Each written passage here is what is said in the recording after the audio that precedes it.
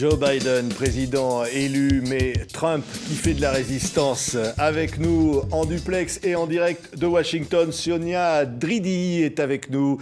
Bonjour Sonia. Bonjour. Vous êtes dans un quartier, on va dire Biden, puisqu'on voit d'ailleurs un panneau Biden-Harris derrière vous. Ça continue comme ça, l'ambiance électorale, ou c'est retombé maintenant à Washington ? Non, on sent toujours quand même une ambiance assez électrique. Les gens n'ont pas encore enlevé les pancartes pro-Biden, comme vous pouvez le voir derrière moi. Je suis dans un quartier à majorité afro-américaine et comme la ville, Washington, à majorité démocrate. Et donc, on sent encore beaucoup d'enthousiasme et on sent vraiment que beaucoup de gens sont soulagés. Oui, on voit ce livre qui apparaît sur l'écran, Joe Biden, le pari de l'Amérique anti-Trump aux éditions du Rocher. Vous avez publié ce livre alors qu'il n'était pas encore président élu. Et ben, le pari est réussi, j'ai envie de vous dire. Tout à fait. C'est vrai que depuis le début des primaires, au départ, Joe Biden apparaissait quand même comme un candidat assez solide parce que c'est l'ancien vice-président. Il avait comme électorat déjà acquis les seniors, les Afro-Américains. Mais ensuite, quand on a commencé à voter pour ces primaires, notamment lors du caucus de l'Iowa en février, il arrive en 4e position. Il a eu des résultats assez catastrophiques et beaucoup l'ont enterré. En début d'année 2020, beaucoup se disaient Joe Biden, c'est fichu pour cette 3e tentative à la présidentielle et beaucoup se disaient même que ça allait être la fin de sa carrière politique. Et en fait, grâce justement au vote des Afro-Américains en Caroline du Sud, eh bien, il a pu remonter la pente. On l'a surnommé d'ailleurs le revenant. Et pendant ce temps, Sonia, on peut dire que Trump, je le disais, fait de la résistance. Et il multiplie les tweets et les procédures. Oui, c'est sans précédent.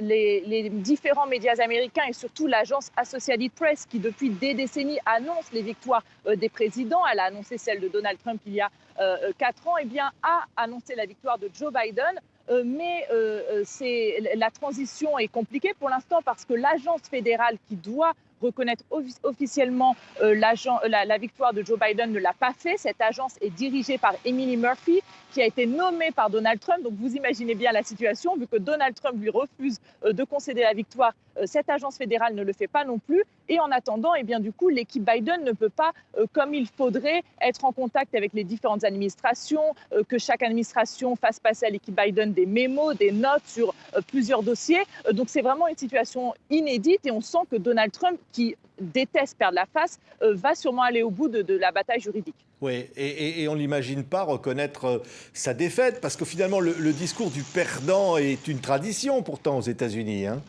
Oui, en général, cela se fait sans difficulté. Lorsque Donald Trump a gagné face à Hillary Clinton il y a 4 ans, Barack Obama, quelques jours après, le recevait à la Maison-Blanche.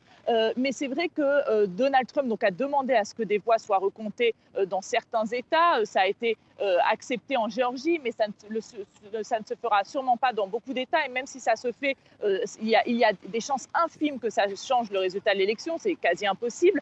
Mais Donald Trump, on le sent, sa base est galvanisée. Il ne veut pas être le perdant. Et je pense que jusqu'au bout, il dira que c'est lui le gagnant de cette élection. Et je pense qu'il va quitter la Maison-Blanche en disant que c'est lui toujours qui a gagné l'élection. Encore une fois, c'est juste pour ne pas perdre la face, mais je pense que la passation de pouvoir le 20 janvier se fera sans difficulté. Joe Biden est où en ce moment ? Que savent les Américains de leur président élu, Sonia ? Alors, c'est vrai que Joe Biden est assez connu aux États-Unis parce qu'il a été le vice-président de Barack Obama pendant 8 ans. Avant, c'était un sénateur. Il a passé 36 ans au Sénat. Il n'a pas fait de grandes lois lorsqu'il était au Congrès, mais on le connaît surtout aux États-Unis parce qu'il a fait voter une loi contre le crime en 1994 et pour cela, il est très critiqué par l'aile progressiste du Parti démocrate. Lui et ses conseillers me l'ont dit, ce dont il est plus fier dans sa carrière au Sénat, c'est d'avoir fait voter une loi contre la violence faite aux femmes. Et puis ensuite, lorsqu'il était le vice-président de Barack Obama, Barack Obama lui a surtout donné les dossiers de politique étrangère parce que Joe Biden, lorsqu'il était au Sénat, était à la tête du comité des affaires étrangères. Et donc, Barack Obama, par exemple, il n'était pas forcément très intéressé par le dossier irakien, il l'a donné à Joe Biden. Et c'est vrai que Joe Biden a une grande expérience à l'international. D'ailleurs, s'il n'y avait pas la pandémie, il aurait voulu faire davantage campagne sur le sujet. Il a pendant des années parcouru le monde. Il connaît très bien certains leaders comme Angela Merkel. Et donc, avant d'être le candidat pour ces primaires démocrates, il était surtout connu comme le vice-président de Barack Obama, qui a beaucoup d'expérience à l'étranger, et puis aussi comme quelqu'un de sympathique, de naturel, qui a beaucoup d'empathie et de compassion. Oui, je reparlais de votre livre, hein, Sonia Dridi, qui paraît aux éditions du Rocher. Il va devoir réconcilier deux Amériques, qu'on l'on dit ici, irréconciliables. C'est un pari pour un homme qui a déjà 50 ans de carrière politique derrière lui, à 77 ans quand même. Même s'il a un parcours beaucoup plus intéressant finalement, et vous le dites dans ce livre, que ce qu'on en pense, c'est-à-dire un presque romantique parcours. Tout à fait. Alors c'est vrai que les Américains aussi le connaissent parce qu'il a traversé des tragédies lorsqu'il était à des postes, lorsqu'il avait des fonctions publiques. Par exemple, il venait juste d'être élu sénateur à 29 ans. Il a perdu sa femme et sa petite fille de 13 mois dans un accident de voiture. Ensuite, lorsqu'il était vice-président, il a perdu son fils Beau en 2015, Beau qui était malade, qui avait une tumeur au cerveau. Et donc, c'est vrai que les Américains, en fait, ils le surnomment l'oncle Joe. Ils ont l'impression de bien le connaître. Et c'est pour ça que finalement, il n'est peut-être pas si mal placé pour tenter de réconcilier l'Amérique parce que même des républicains à qui j'ai parlé le trouvent sympathique. Par exemple, Hillary Clinton avait une personnalité très clivante. Elle était, même au sein du Parti démocrate, il y avait beaucoup d'animosité envers elle.